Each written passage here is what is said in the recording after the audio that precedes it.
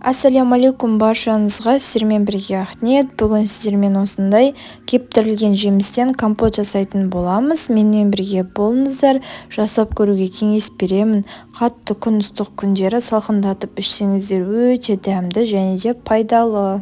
Ең алдымен кептірілген жемістерімізді жақсылап тұрып жуып аламыз. Мендегі кептірілген жемістер алма, өрік және де шие араласқан.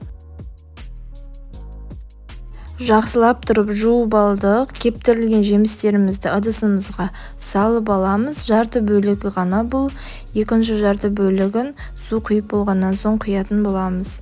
Суымызды құйып аламыз керекті мөлшерде.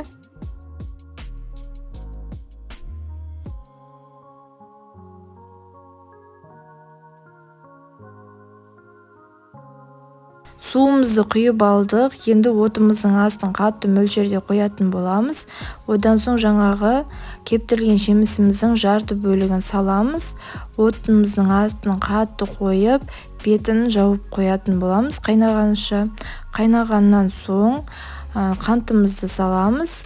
Қантымызды салып болғаннан соң жақсылап тұрып қантымыз ергенше араластыратын боламыз.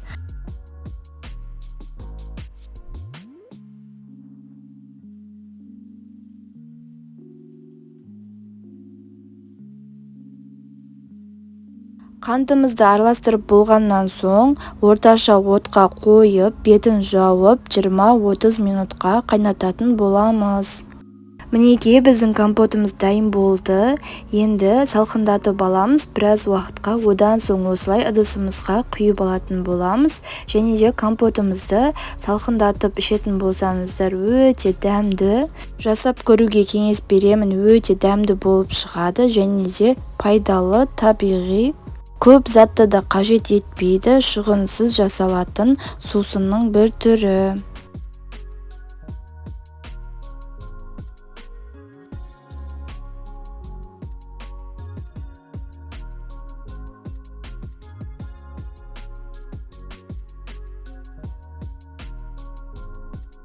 Осылай ыдысымызға құйып болғаннан соң тоңазытқышқа 1-2 сағатқа жіберетін боламыз. Менің каналыма тіркеліп, қоңыраушаны басып қойсаңыздар, мендегі шыққан видеоларды алғаш болып көретін боласыздар. Және де менің видеомды соңына дейін қарасаңыздар, видеома лайк, комментарий жазып, қолдау білдіріп кетіңіздер. Ас болсын, жасап көруге кеңес беремін.